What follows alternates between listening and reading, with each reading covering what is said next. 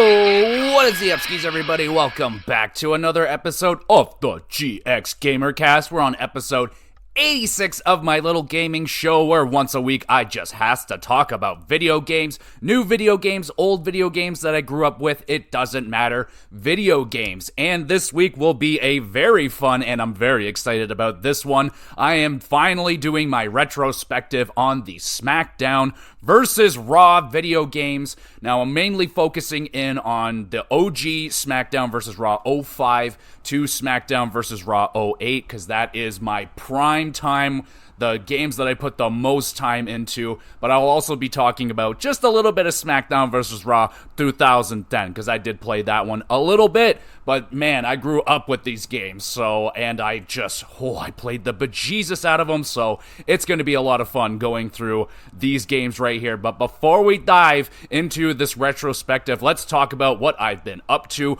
over the last week or so, and I always encourage you, the viewer, the listener, let me know what you've been up to over the last week or whatever amount of time. Let me know what video games you're diving into right now. What TV shows are you binge watching, and what movies have you seen recently? Anything good, anything bad, it doesn't matter. Let me know what you've been up to as I let you know what I have been up to. All right, what do we got this week? So, been watching some Shogun this week, and I am in love. I got absolutely addicted to it.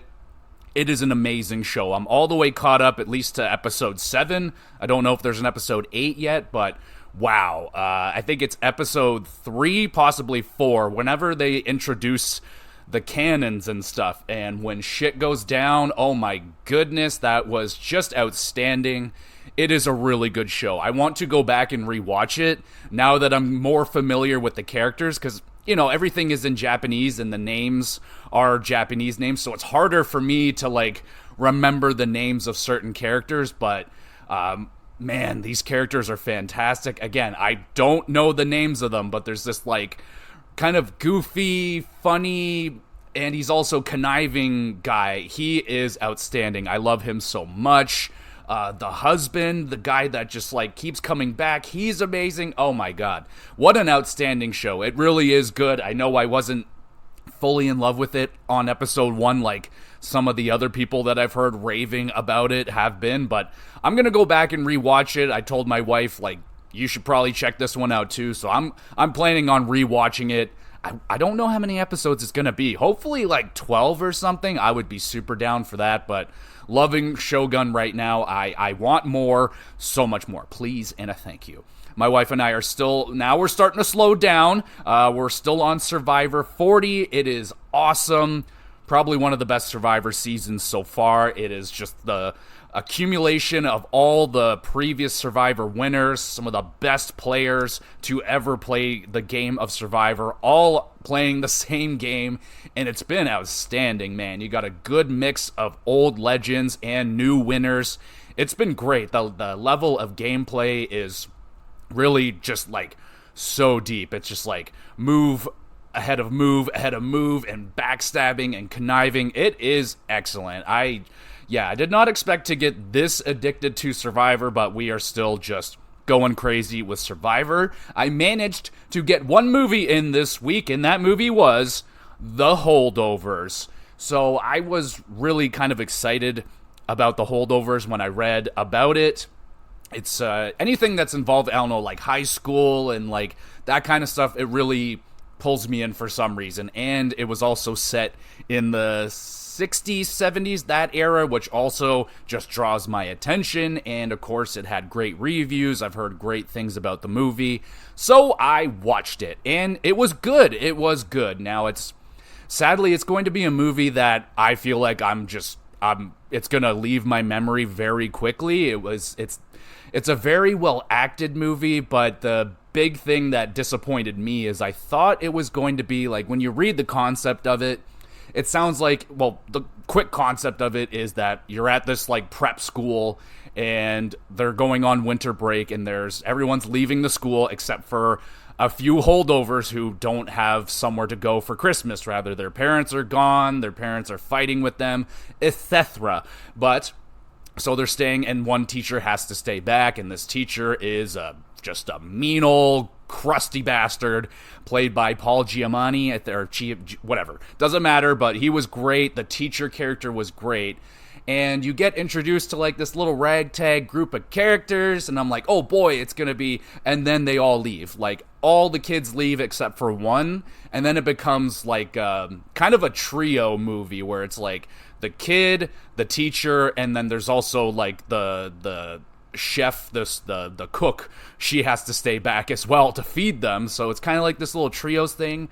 I was disappointed because I was kind of hoping for like a ragtag, the students maybe teasing the teacher or something, but it's more of it's a wholesome, not really a wholesome story. It's definitely like they don't sugarcoat nothing because the characters are very crusty and stuff like that, but it's just a nice movie but I can't say it's nice because there's some like themes to it, but also some of the messaging that like, you know, rich people have problems too, which, you know, me as a poor kid growing up, you know, that message does not hit with me because, like, man, so many of my problems growing up would have been solved with some money, but I understand that everyone in the world has problems, whether you have money or you don't have money, we all have problems. So it was kind of getting into that messaging, which, again, just not my thing, really, but the acting was great, the characters were great. I really liked, the teacher was awesome.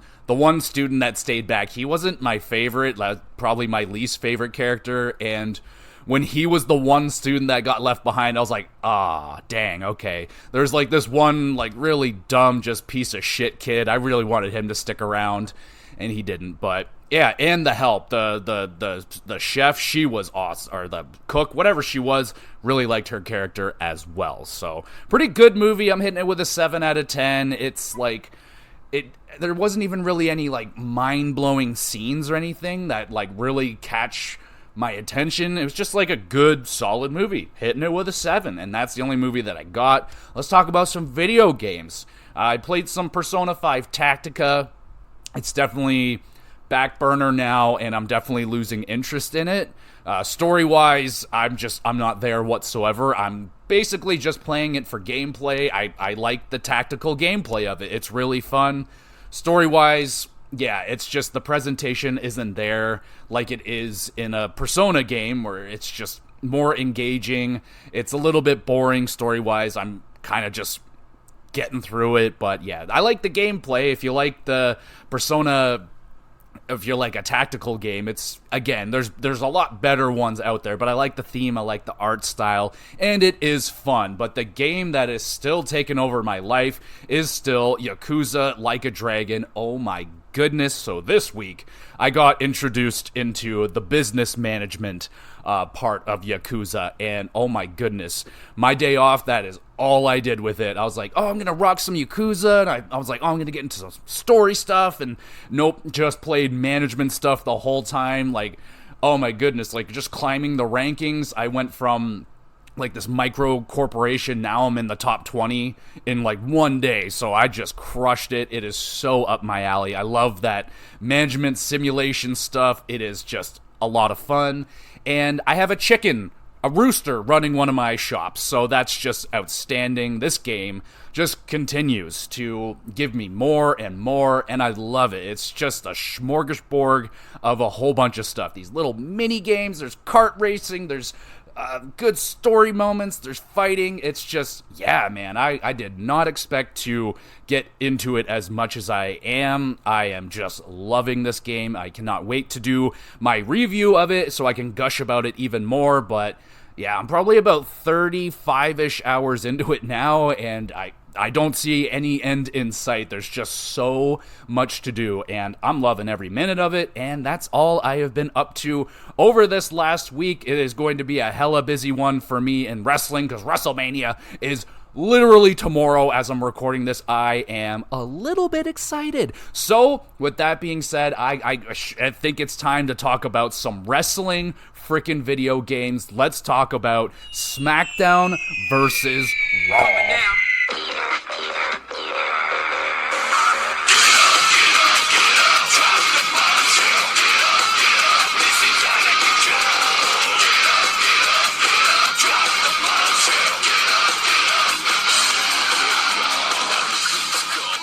Oh, buddy, you friggin' know I was putting Power Man 5000 in there. How can you not when it comes to SmackDown versus Raw? So, where do I even start with the importance of this game? I think I have to kind of start where the homie that turned me on to essentially wrestling, the video games, who really got me into it. Wrestling has always been in my life. Like, I had the toys since as early as I can remember. I've always had wrestling toys, and I knew the names, but I was never watching it. Like, I was too young to know where that was. It was probably on too late for me anyway, but always had the toys. And then when I was around 8 or 9, my homie Corey, back in old Schwallywood of Oshawa, where I grew up, born and raised, baby.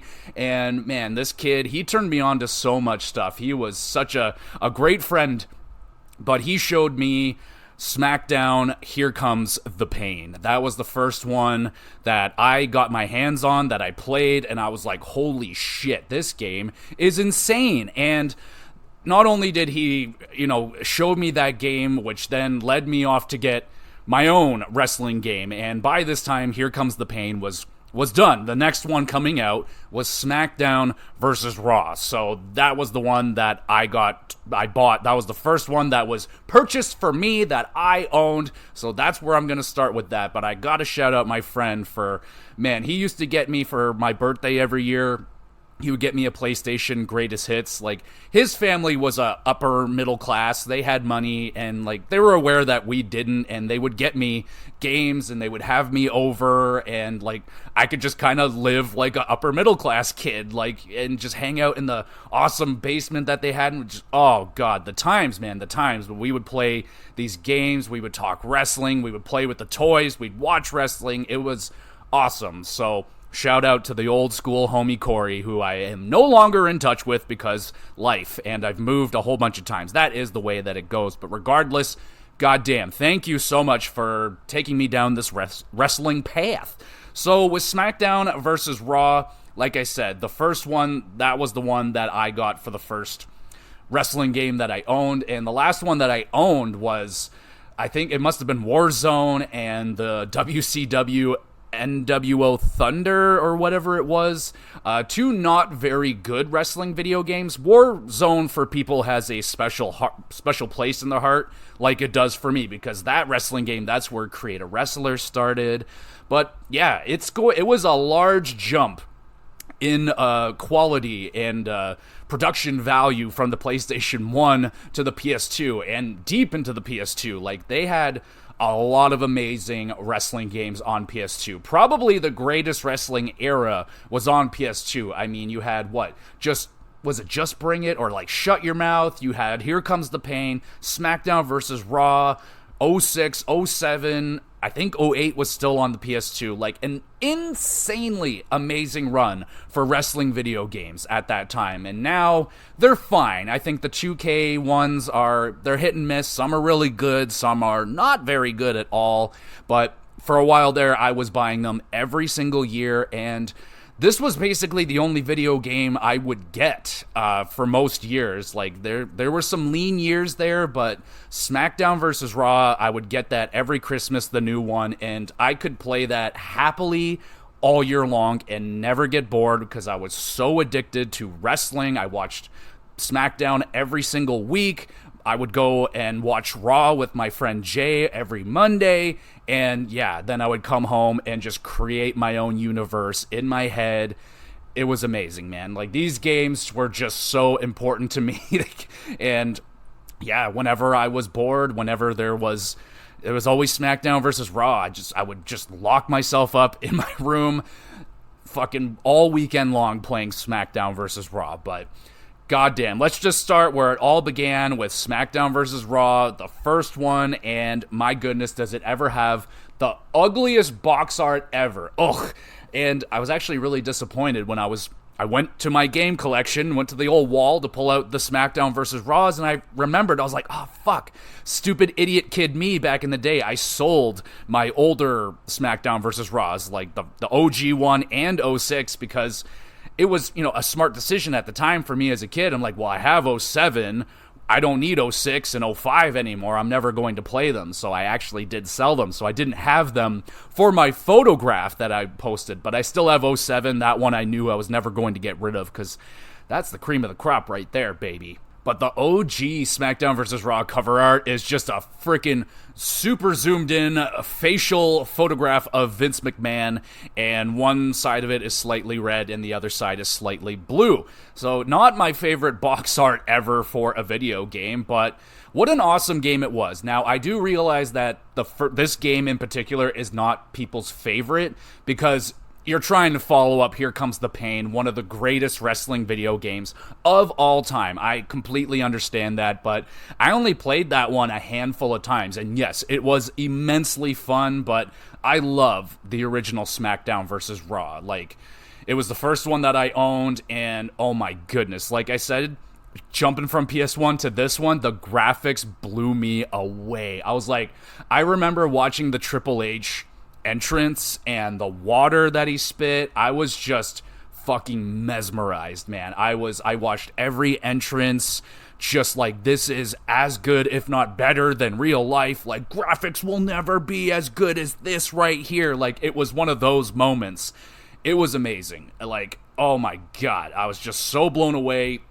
But I do remember struggling immensely, like, the first time I played this game, because I had no idea what I was doing control-wise. And these games, admittedly, are a little bit intimidating control-wise if you don't know what you're doing. They do take a minute to get a hold of. Now, I don't think it's as bad as, like, the UFC games. UFC, they're simple until you start trying to do ground game and submissions. Then it becomes damn near impossible. At least back when I played it, back in my day. Anyway, we're not talking about UFC, but holy shit. So Rey Mysterio at that time, and still is, one of my favorite wrestlers ever. And I remember using him, and he was a little difficult to use because some of his special moves required you rather to have him like in the corner, or you're going top rope and you got to hit the 619. But I remember, I don't even know why I was using Triple H, probably because he was one of the highest overall rated, he probably was the highest overall rated guy at the time. That was like prime heel Triple H on Raw, just a douchebag. We're probably at Evolution or early Evolution era at that time, and yeah, he was a beast, and his entrance was dope. And yeah, the first finisher I ever hit was the pedigree, and oh my god, I remember like running out of the room, getting my dad and his girlfriend and his daughters. I was like, come look at this, I hit a pedigree in the video game. And like the slow-mo when it does like the little replays and shit, man, like I was so over the moon with this game. Like, it has never been this realistic to me. I was just like, whatever like I'm seeing on TV, I can do in the game. I was just like so over the freaking moon. And now we got to create a character, bro. Oh my god. So again, another massive jump from me. I went from Warzone, which was literally the first create a wrestler ever put into the wrestling games, and now I'm here at SmackDown vs. Raw. And yeah, some things have changed. They've added a thing or two. Holy fuck. So I literally remember the first character I made. I can picture him right now, ugly as sin, and this dude's chest was so freaking massive. He had the biggest chest. I just maxed out the chest. I wanted this guy to look like a Dragon Ball Z character, so I'm like, alright, massive chest, tiny as fuck abdomen, and huge shredded arms, and this like Super Saiyan bright blonde hairstyle, and I had put him in like this tiger stripe onesie. He had no boots on. He just went fucking barefooted in the ring like Jimmy Snuka. And I think I called him like the Tiger or something. Like, it was super lame. But he had a Tiger Driver finisher. It was so badass. It was basically a pedigreed, but you just drop them like right on the top of their head. Regardless, I was just in love with this game, man. I couldn't help it. I remember my dad and his girlfriend making fun of how massive this dude's chest was. I'm like, don't even right now. Like, don't fuck with me. This is the Tiger, and he will drop you on your fucking head. So, let's talk about some of the other stuff in this game. I'm not going to go, like, I didn't go back and replay all these games. I went back and listened to a few retrospectives to get my bearings on, okay, this is what was going on in this game and that game. But this one, they added in some stuff that, you know, I remember, I was like, oh yeah, I remember that. That kind of sucked. And they had these, like, little pre-match mini games before you get into every match, and they sucked ass. Like, some of them were just like tests of strength where you're just mashing the button like to see who's more powerful. And my sister wasn't big into wrestling, so it was I pretty much just played these games by myself, which is like kind of a huge negative, because one of the best parts of playing SmackDown versus Raw and wrestling video games is playing it with friends. And I missed that boat with the N64. I have still to this date, actually that's not true, I have played the N64 wrestling games once or twice, but yeah, I missed that boat. I missed the N64 boat when it was hot, and when I got there, literally it was like GameCube, Xbox 360 was coming out when I finally got my hands on an N64. So yeah, I missed that stuff. I generally would just play SmackDown versus Raw by myself. And I would imagine that those little pre-match mini games would be a little bit more fun if you were doing it with a friend, so you can like mash the X button faster or something. And they would have like little chop things, but yeah, they got super tedious really fast, especially me at the time when I would play like 8,000 matches and I would have to go through this every single time. And from what I can remember, you couldn't turn it off in this game. So it was just a fucking feature that wouldn't go away. And now they have like the standard matches. At this time, every match was like new to me. The old ones had steel cage matches, but you couldn't really do a whole lot with the cage. Now, like, if I'm in a steel cage match, I can like grind their face into the cage, I can slam them into the cage, I can climb the cage and jump off it and shit like that. But a lot of my favorites would be like the Hell in a Cell. Loved climbing up on the cell and doing my own version of Mankind versus Undertaker. You can fucking choke slam bitches off of the top of the cell. You can smash them through the top of the cage and fall through. Like, they added in a lot of like the crazy moments that have happened in real life WWE. You can do them and more in these games, which I was just over the moon about. Loved ladder matches. I loved anything that was like elimination style, elimination chamber matches, Royal Rumbles, Battle Royales. I really liked I don't remember what they were. I think they were just called I think it was a Battle Royale, but like a 6-man, and you can do it like a pinfall and elimination style where it's not over the rope, so you have to actually pin them. It was basically Elimination Chamber without the chamber, and I did so many of those. I just loved them. I don't know why I loved elimination style stuff. Tornado tags, loved tornado tags. Like, why do a regular regular tag team match when you can tornado that shit and have all parties in the ring at the same time and just go fucking crazy? Because honestly, regular tag matches throughout pretty much all these games were always tedious as fuck. I literally remember smashing a controller to obliteration, getting so angry at a tag team match because the computer AI just wouldn't stop breaking up my pin, and I got mad and destroyed a brand new $70 PlayStation 3 controller. So that was a good time. But I loved all the little matches. They did add in, well, this one I didn't like too much, but I played it, absolutely, the bra and panties match. So during this era in the WWE, maybe a little bit more so than other eras, women were not presented with much respect in the company. They were a lot of the times just thrown out there with as little clothing as possible, as allowed on live TV, and just have them parade around. It really was not about their wrestling talent. It was more about looks and making them do ridiculous matches like bra and panties matches, where, you guessed it, you're ripping off their clothing until they're down to their bra and panties. So this match style didn't stick around very long. It didn't stick around very long in the real WWE. Well, it stuck around a little bit longer than it should have. Regardless, women were having mud wrestling matches during this time, pillow fights. Like, I'm not even kidding you. That was the state of women's wrestling at the time. Boy, has it changed. My goodness. I remember the story mode. I had to do it a gazillion times. I went through that season story mode so many times because everything cost like whatever in-game currency it was, and everything was so fucking expensive. Like, just even to create your own wrestler, like, you would have to give them like attributes. You would have to like upgrade their stats, or they're going to be absolutely useless. And to buy those packages cost a fortune, I remember. So I would have to go through this season mode again and again and again and again. So yeah, I remember going into those showers with Tori Wilson like hundreds of times with every wrestler that you can imagine. I feel like at this time you can use any wrestler, and it was just like pre-recorded stuff. I don't think it was very in-depth or anything. It was just the same story over and over again. It was fine. Like, I loved it because it was my first foray into this kind of thing, and I was just over the moon with anything. I'm like, oh my god, I'm going into the showers with Tori frickin' Wilson. Like, oh my goodness. They also had Create a Championship. I believe that was a new feature for this first SmackDown versus Raw.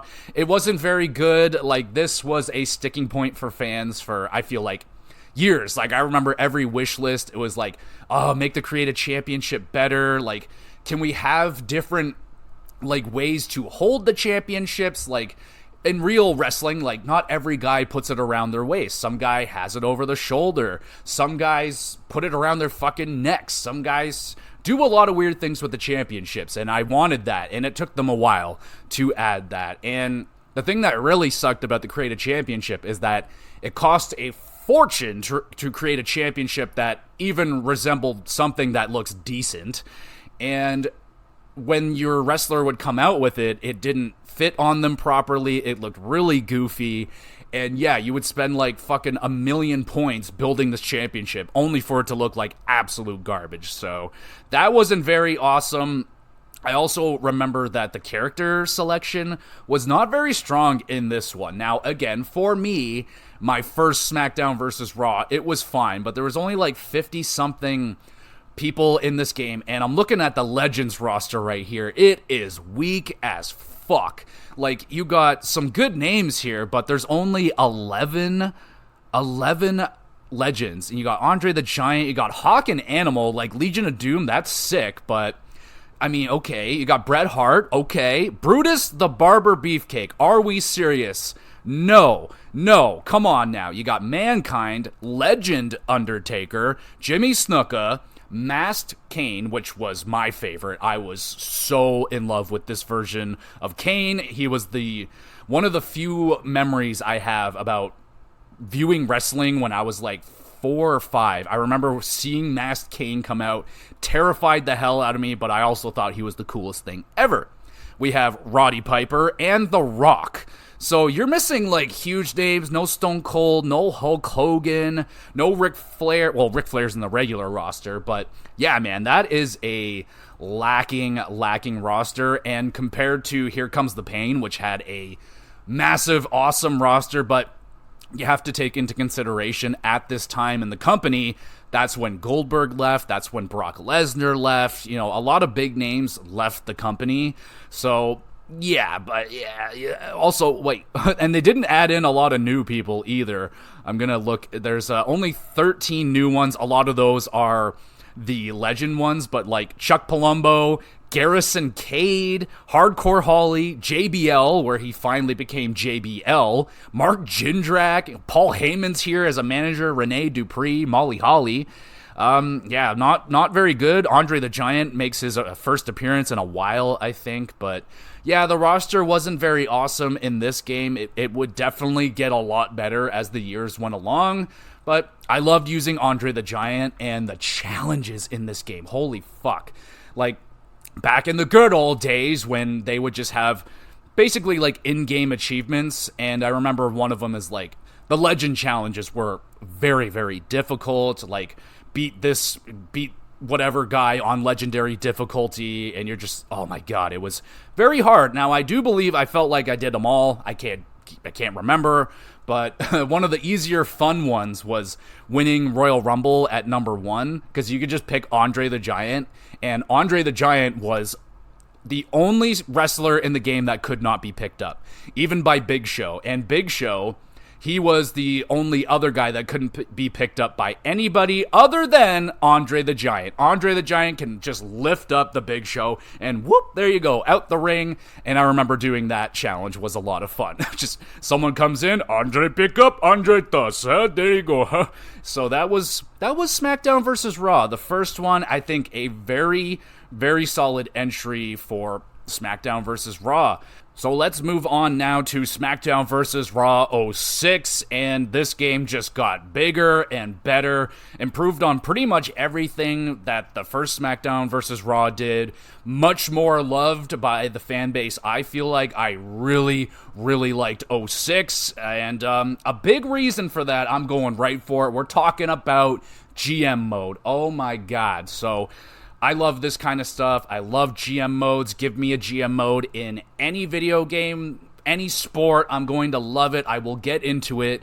And oh my god, I just love this for the wrestling game. You pick a brand, SmackDown or Raw, and then you draft your fucking roster like old school. Like, okay, your turn, my turn, your turn. And oh, it was so much fun.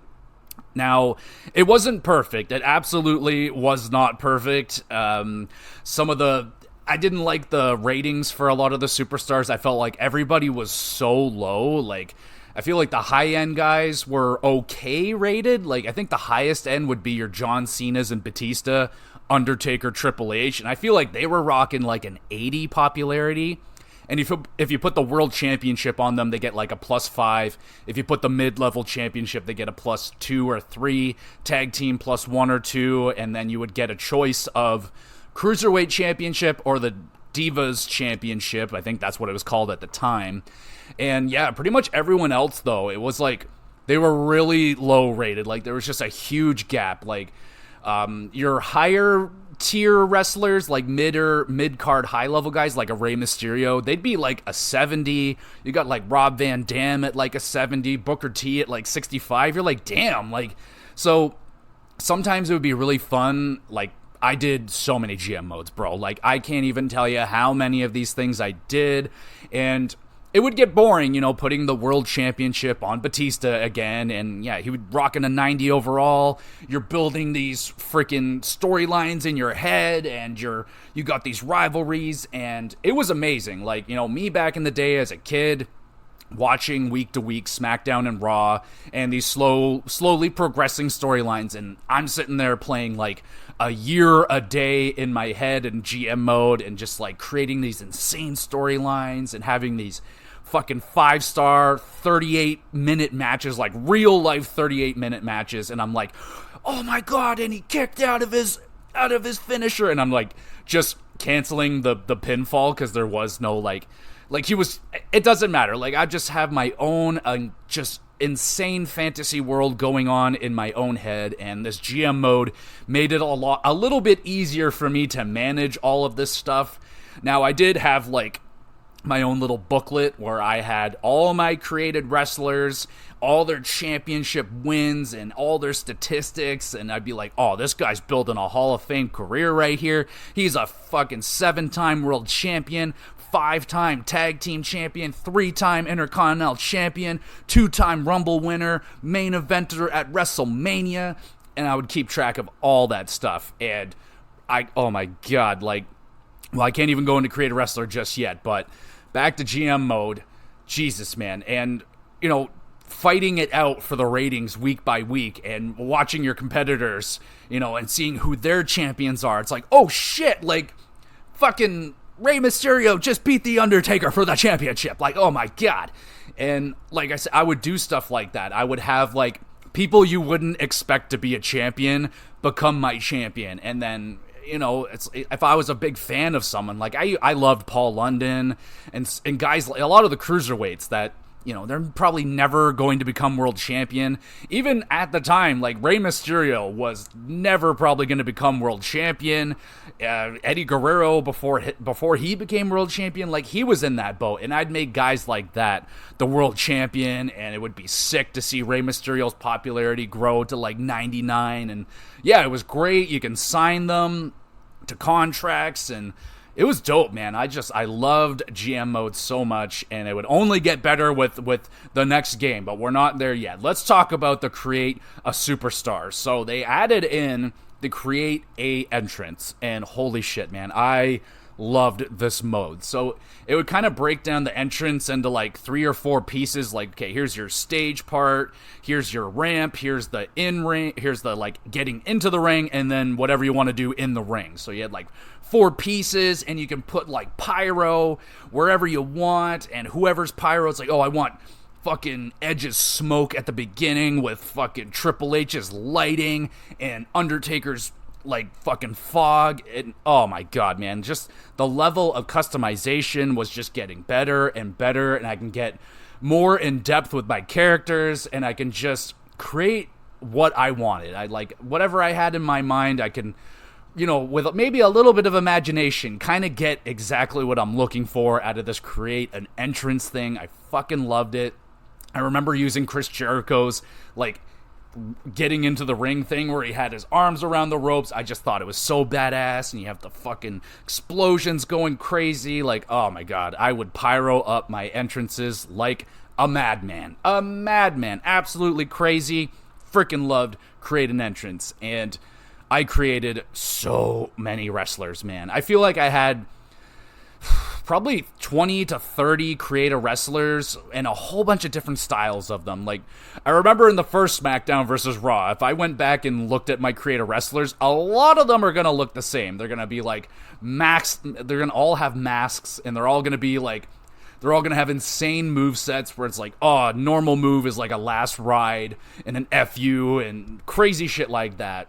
I started to create like style of wrestlers, like, oh, I want a submission guy, I want a technical wrestler like Kurt Angle with this one, I want a high flyer tiny guy like Rey Mysterio doing the lucha shit, I want a monster. Like, I would always create my version of Masked Kane, because at this time Masked Kane wasn't a thing anymore. The mask was off on Kane, he's doing his own thing, so I would always try and recreate a monster that was as badass as the OG Masked Kane. I could never do it, but I would love creating my own monsters, my own, you know, prototypical 250 pounds, 6'4", world heavyweight champion style guys. Like, tag teams, oh, I love creating tag teams with and making sure they had similar outfits, like matching outfits, complementary freaking styles in the ring, like a big powerhouse with a good high flyer, and they just, oh my god, man, like, it just, oh, I had so freaking many Create a Wrestlers. It was insane.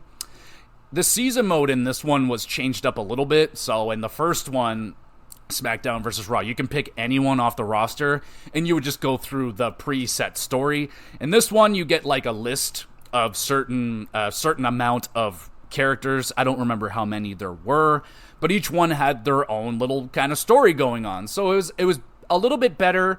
The replayability was a little bit better as well, but it got tedious. I don't think I had to play through it as many times as I did the first SmackDown versus Raw to get my money and stuff, which was actually really cool because they added in like this customizable locker room that you can have for yourself, which basically serves as like a hub. You can see your achievements. I think you can see how many titles you've won, how many matches you've won and lost, your win-loss ratios. It would have your achievements, your trophy case, where it would like, if you win the Tough Enough, like, it would have like visual achievements, which was great. This was before there were trophies and achievements in video games. You would have this kind of stuff, and it was awesome. You could like customize it. You could put pictures up and like change the layout of the furniture. Like, it was fucking dope. Like, man, like I said, the PS2 era of sports games, there was just so much to them. They were so meaty back then, and that's why it's so hard for me to get into them now, because they're so shallow and just money grabbing. Like, all they want you to do is buy the virtual currency and so on and so forth. And yeah, absolutely, that kind of stuff would be in these games if it existed back then.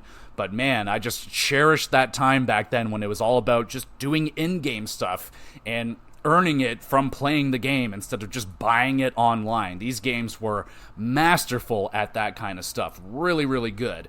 When it comes to the gameplay, they added in the stamina bar in this year, and that was kind of like, you couldn't just fucking run around doing shit all the time. You would eventually get tired.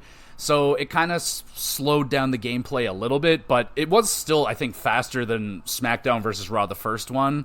I really liked the gameplay in this one. They added in the Buried Alive match. That was a lot of fun. I remember smacking people with shovels. That was just like, god damn, like, holy shit. It was fine. Like, it worked. It wasn't one that I went to a whole bunch of times. Like, I kind of stuck with my usuals. Ladder matches, Hell in the Cells, Battle Royales. Love that kind of stuff. Oh my god. Back to the create an entrance thing. Not only can you create an entrance for yourself, but you can edit, like, the regular roster's entrances. So, I took The Undertaker, and I changed his entrance to Torrie Wilson's, and just seeing Undertaker skipping around to the ring and, like, shaking his ass and stuff, it was haunting. It was really haunting, a little bit traumatic, something I'm not going to forget, and, let's talk about the roster really quick. The roster is a lot more improved. They added in 30 new roster members to this game, varying quality, but they added in a lot of guys. Like, you got Chris Masters, Carlito, Eugene, the Basham brothers, fucking Heidenreich, come on, Christy Hemme. This one was the year they added in, like, the faces of Hulk Hogan. You had 80s Hulk, you had Hollywood Hogan, and then, like, just Hulk Hogan, like the 2002 run Hulk Hogan. Jake Roberts was new, Jimmy Hart, Joey Giovanni, I don't even remember who the fuck that is, Junkyard Dog, Davari, Orlando Jordan, Muhammad Hassan, that was a bad one. Lita was new, like, what? Why wasn't Lita? There's my boy Paul London. They finally smartened up, added Steve Austin back to the game. The Hurricane is here, Schnitzky, Spike Dudley, Ted DiBiase, like, yeah, pretty good roster right there. You got all your originals. I was gonna say, no, I think what's his name, Chris Benoit is in the next game as well, but yeah, man, good roster right here. 06 was a very good SmackDown vs. Raw. Ton of fun to play. There were still a few little minor details that were missing that I still really wanted to have. For me, like, being able to add in my own music, I was not able to do that. On the PS2, I know you could do it on the 360, but I didn't get into the 360 SmackDown vs. Raw till 2008. So let's get into it. Let's go to the next SmackDown vs. Raw.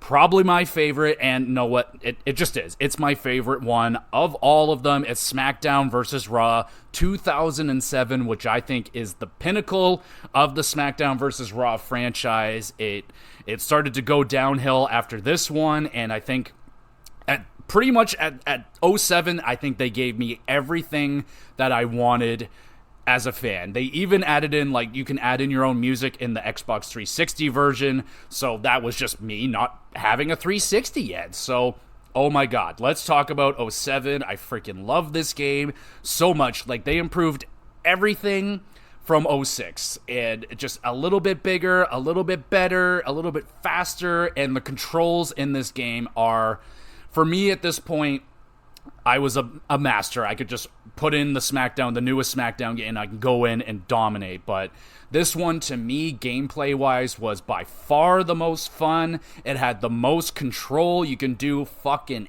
anything you wanted, because they added in this, like, ultimate grapple where you can just grab guys in a whole bunch of moves, in, like, a suplex and a powerbomb, choke slam. And you can just, like, carry them around the ring. You can throw them out of the ring. You can just slam them. You can, like, fucking play with them, spin them around. You can do so much in this game. You can just carry them. You can grab them, take them over to the corner, just smash their head into the turnbuckle, do the 10 punches in the corner. A whole bunch of extra shit you can do on the outside now. You can, like, fucking slam them onto the barricade. You can smash their head into the steel post, into the steel steps, smash them onto the announce table. Like, you can interact with the crowds. I think you can, like, rip up their signs and shit. Like, it's just the most complete game. Like, the most submersive. Like, everything that you can think of that they're doing on TV, you can do in this game. It's insane. You can fucking choke guys out with the cable cords that are around the ring. Like, there's just so freaking much. I just love this game. And I feel like some of the previous ones here, like the table mechanics were always a little bit funky.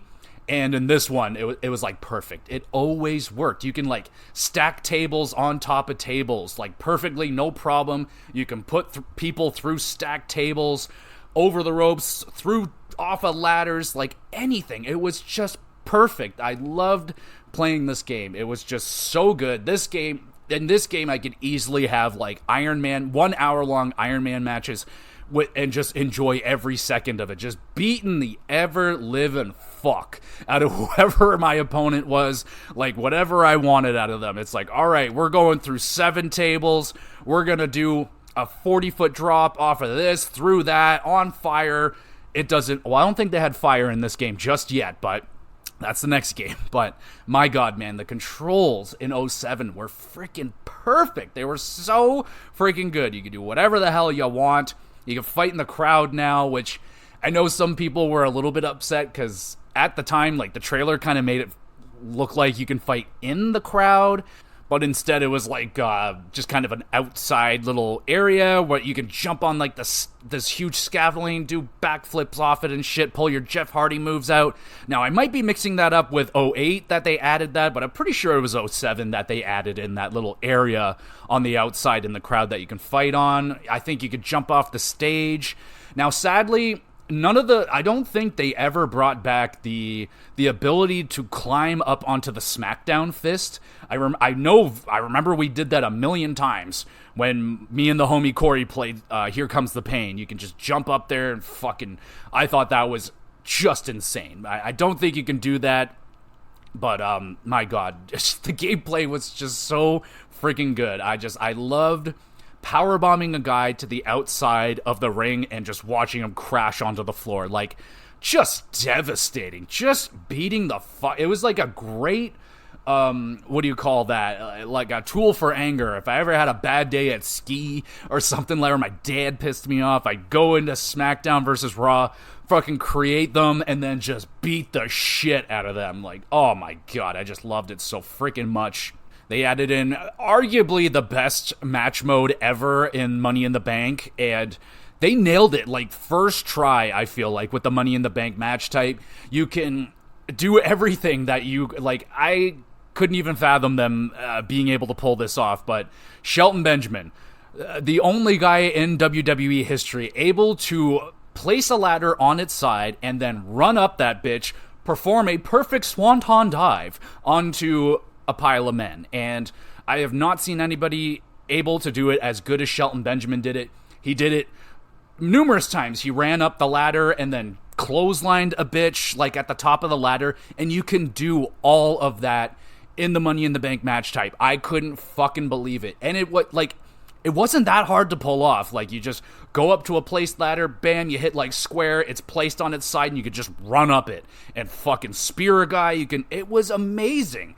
And you can, this was in other games, but you can, superplex a guy off of the ladder, off to the floor, and you just take this horrific bump. You can do it through double stacked tables. Oh my God, man. The things you can do in this game were absolutely mind-blowing. And then they just improved everything from the previous game. GM mode is even better. So not only are you doing all that same stuff, but now you can hire storyline writers, and you can actually have them play out storylines and rivalries and shit. Yeah, I put an embarrassing amount of time into this SmackDown versus Raw. The create a wrestler was even more in depth. The create a entrance was even better. I cannot remember. I don't think they had to create a finisher until 2010. I'm a little fuzzy on that one, but I do remember using it and loving it. But I don't think it was in 07. I could be wrong, but goddamn, with SmackDown vs. Raw 07, I don't think it got any better than this. This is the one that I played the most. This is the one that I would never sell, because I'm like, this is the perfect wrestling game for me. And that's it. So we go to the next one, SmackDown vs. Raw 08. And now I might sound like this is a terrible video game and I hated it. Absolutely not. I played the fuck out of SmackDown vs. Raw 2008, but at this point, it was starting to get a little bit stale. So with SmackDown vs. Raw 2008, they did add in some pretty decent... Oh my god, you know what? We gotta go back and talk about the rosters of 2007, which I actually have a little bit of a bone to pick right here, because they only had 7 divas total in the entire roster of SmackDown vs. Raw 2007. That's a little bit pathetic.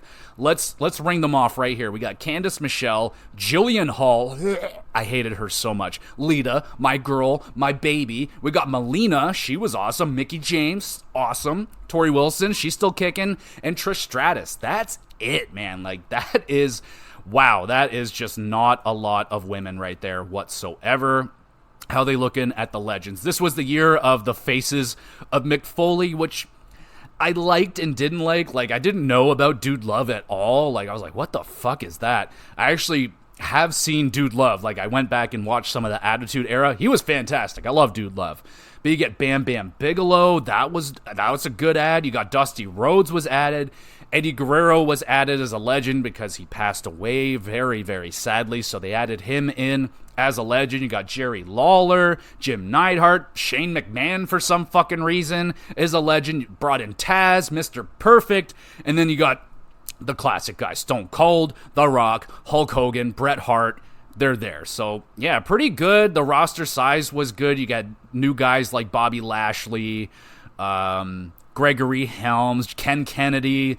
Like, this was kind of a little bit of a turning point with WWE. You're getting some guys here like Ken Kennedy that were looking like they were going to be the next big thing in the company, and then they didn't work out. Bobby Lashley as well. He was, set and was pretty big in his first run, but he abruptly left when it looked like he had the WWE in the palm of his hands, but that's the way she goes. This was the last year we got Kurt Angle and Rob Van Dam, I do believe. You get Umaga in this game. I freaking loved Umaga. That's just one of the boys. You know what I'm saying? I love that guy. Okay, so that's it with SmackDown vs. Raw 2007. Let's go to 2008 now. Let's finish off. So 08, I was very, very hyped for because they were adding in ECW. I was a huge ECW guy, old school ECW. Now, the rebranding of ECW was horrible, absolutely horrible, and I watched every minute of it being horrible. Oh boy, but it was a good addition for the 08 video game. They added in the Extreme Rules match, which became, I think, everybody's most played match type that year. It was a ton of fun. Added in a whole bunch of new weapons. You get the Singapore cane, you get barbed wire weapons, the barbed wire chair, the barbed wire 2x4. You can light things on fire, which was, yes, you can finally light fucking tables on fire. Oh my god. And they added in like a new fighting style. You can pick a fighting style. They had like brawler, high flying, hardcore, and each one had like their own little special thing. I remember hardcore, you can you make yourself bleed and it makes you go like Super Saiyan mode or whatever the fuck, and you can pull off some special moves. It was cool. I enjoyed that. I know the gameplay was slowed down quite considerably with this one. Unless you were a high flyer, then you're just fucking flying around. And I love doing the high flying. They added in like the springboard moves, so you can just freaking hop on the ropes pretty much wherever you want. It was fantastic. The gameplay here, again, was very, very tight. But I don't think they had... I can't remember if they had the ultimate controls in this one as well. But I must say, this game looked spectacular. Especially for me, this was my first jump into the HD WWE games, and it was very impressive. It was a nice jump forward. Now you're getting like the sweat effects, you're getting much better lighting, you're getting a lot more detail in the crowds and in the wrestlers, like especially the more popular ones like the Triple H's, the John Cena's. Like, they look very, very, very good, especially for the time. I think they still look fine now. It's a very good looking video game. I was very, very impressed with it at the time. I remember I was like, holy shit, dude. Like, again, another moment's like, it doesn't get any better than this. The roster, I think, was a slight downgrade. It depends who you are. Now, this one was huge because they finally brought back Jeff Hardy to the wrestling video games. He hasn't been seen since Here Comes the Pain. So the whole time I've been playing, I had to create my own Jeff Hardys, and now we get him back. He looks fantastic. And you get the addition of a pretty fucking mediocre ECW roster. You do get Sandman, but he's not even technically on the ECW roster. I think Chavo Guerrero at the time was on the ECW roster. Matt Hardy, I think, was also on the ECW roster. You had Schnitzky, he was just yuck. But on the main ECW roster, you had CM Punk, who at that time he was my favorite. He was the only decent thing to see on ECW for me at that time when I was watching it, so I was a huge fan of him at the time. Elijah Burke, for some random reason, Hardcore Holly was there, but only in the Nintendo DS version, so okay. We have Johnny Nitro, Marcus Corvon, and Kelly Kelly. And no, they still haven't done very much with their Divas roster. It's still very, very weak. 2, 4, 6, still only 7 females there, and there's no more. Who's not here? It doesn't matter. They added an Ashley, if anyone remembers her. She was around for a cup of coffee. She wasn't here very long. Sabu was added in the Legends. You got Tommy Dreamer as well. Sergeant Slaughter, Rick Rude, and Terry Funk. You got Terry Funk. So some pretty solid ECW legends right there. I feel like there's some pretty big ones. It sucks not to have RVD, ECW version of RVD. He was massive. To have ECW Taz in here would have been huge. They're definitely missing a few names. They have. And there's no Hulk Hogan in this game. You only get one version of Mick Foley. You get The Rock and Steve Austin, but yeah, the roster was just kind of okay. It was fine. It did the job. It was a little bit smaller than the previous year. Get the ECW, so that was okay. And finally, I was able to add in my own music tracks for my entrances, and oh, buddy, I went insane with it. I was watching a lot of TNA at the time, and I loved a lot of their entrance themes, so I put in, Rhinos and AJ Styles. I'd make my own version of AJ Styles, and you can make a pretty damn good AJ Styles in this one, because you get the high-flying style, which was fantastic. So I creating wrestlers, I always created a ton of them. And at this time, I was more into the internet. You can go on the createawrestler.com or something, and you would have these perfectly made wrestlers that you could just copy and have them there with the movesets and everything. It was awesome, and that kind of stuff would only get better. But the luster with the SmackDown vs. Raw games was definitely cooling off. I was becoming a more varied gamer. I don't think I had a job just yet. Maybe I did, and I was able to buy my own games, and I was starting to look into other stuff. I was starting to get bored of doing the same SmackDown versus Raw matches over and over again. I'm like, okay, but a 4-year run where I had to have put thousands of hours into SmackDown versus Raw, creating my own universes and stuff like that. It was an amazing time, and I play the odd. I think the last one I played was 2K23. I did play a little bit of that, and it was fun. It was a lot of fun. I just didn't get too into it that much just yet. I do plan on going back to it, but we're not done just yet with the SmackDown versus Raw. So I skipped 2009. I saw the reviews for that one. That's when I was becoming a lot more aware of reviews. I looked at it. I looked at what they were adding to the game. I'm like, it doesn't sound like enough. And do I really want to drop full price on this one? There's this game. There's that game. There were some really big games coming out around that time that I would rather spend my time and money with. And that's what I ended up doing. And then the next one I bought was SmackDown vs. Raw 2010, which I remember reviewed very, very well. And I remember the only reason why I bought it is because I found it online for half price, and I was like, holy shit. And even my dad was like, holy shit, I'll buy that for you. It's half price. I was like, sweet. And I remember playing it, and this was the one that I smashed my controller with. I remember playing a tag team match, and it just pissed me off. I was playing that match for fucking 30-40 minutes and I just couldn't get the win. I fucking smashed the controller and Bob's your uncle, and I was like, all right, I think I'm done with this game, and it was just making me angry. And yeah, haven't really played well, that was the end of SmackDown versus Raw. Then they moved off to the 2K WWE 2K stuff, and like I said, those have been hit or miss. Now, I loved WWE 2K16. Now, I know people don't like that one, but for me, when it's like, when you haven't played one for so long, when you dive into one, it's going to be a lot of fun. And that was my first experience with the 2K. I played the fuck out of it. Like Universal Mode or whatever the hell that was, I loved it.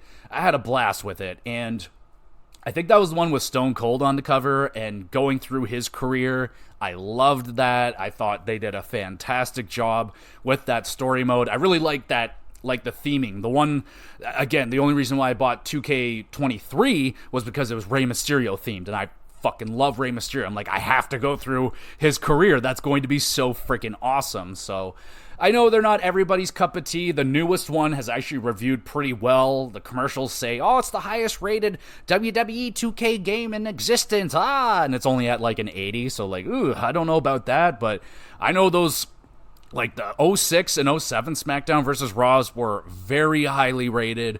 They're people's favorite wrestling games. They're mine. Like 06 and 07, that's like the top echelon.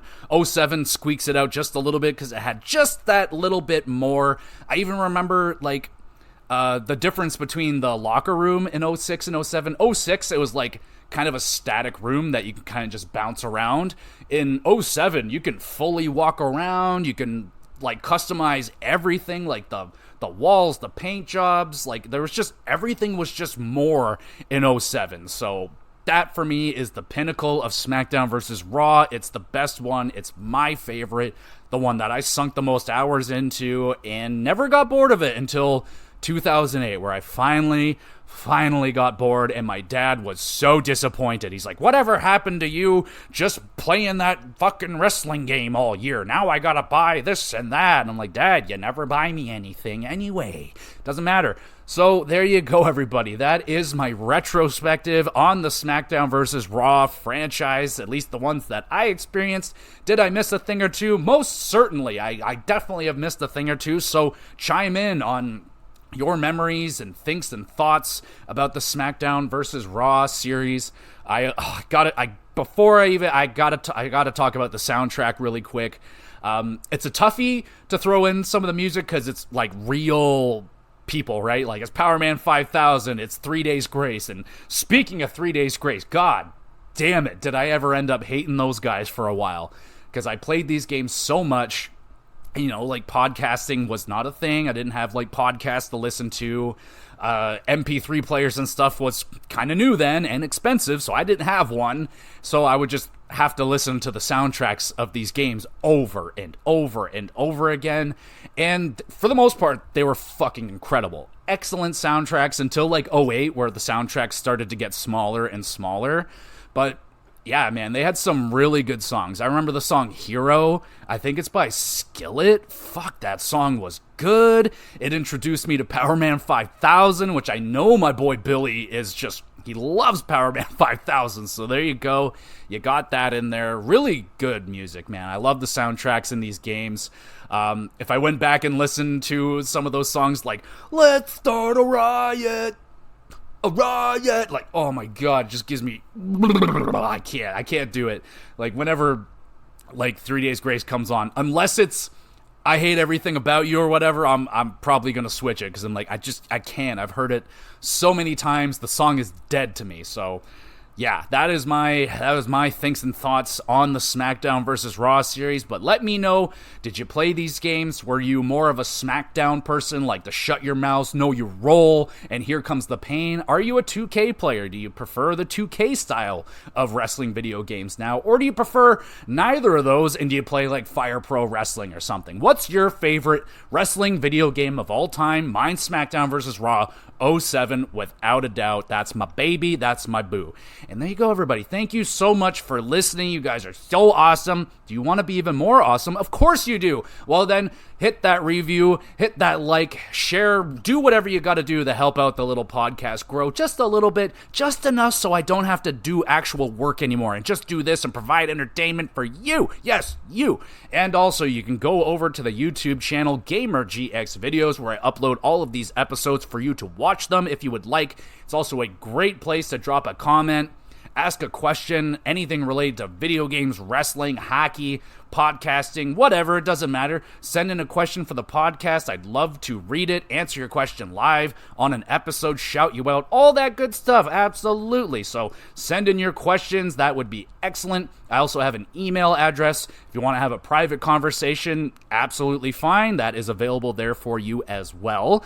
And there is a Twitter page where I put up announcements as best as I can, let you know what's going on with the schedule, let you know what kind of episodes I'm thinking about doing next, and all of that sort of stuff, etc. Did you just say etc. wrong? No. Anyway, if anyone gets that joke, you're awesome. Just like you're awesome for listening to this podcast. Thank you, everybody, so much for doing so, and we will be back again with some more GX Plus cast. It is going to be a very, very busy week for the GX Plus cast, especially on the wrestling side of it. We got Wrestle Frickin' Mania is tomorrow, and I will be reviewing WrestleMania Night 1. WrestleMania Night 2, and Stand and the Frickin' Liver. Now, sadly, I will not be doing a recap show for this week's AEW and WWE shows. Instead, I will be doing a WrestleMania predictions and Stand and Deliver predictions instead, because there is going to be 400 hours of wrestling, and I will not be able to watch all of it, so I have to sacrifice my weekly wrestling to make sure I get in my WrestleMania wrestling. It's WrestleMania, right? And on top of that, not only will there be those WrestleMania Night 1 and 2 reviews and Stand and Deliver review, there's also the Wrestling Award Show coming out the week after WrestleMania. So that is the cutoff date for all the awards. After WrestleMania is done, I will tabulate all my calculations and I will have my award show where I will announce the wrestlers of the year, female, male wrestler, matches of the year, pay-per-views of the year. It's going to be a hell of a good time, and I cannot wait to do that show, so be on the lookout for that. I'll keep you posted for when that episode is going to drop. That's another episode in the books, everybody. Thank you so much for listening. You are awesome. It is not a very nice day here in Canada, but hopefully it is a great day wherever you are listening to this. And hopefully this podcast helped you out with whatever is going on right now. If you're just doing some lame chores, hopefully this podcast helped you get through your lame chores or a boring-ass day at work. Regardless, thank you so much for listening with the GX Plus cast. We will be back again soon.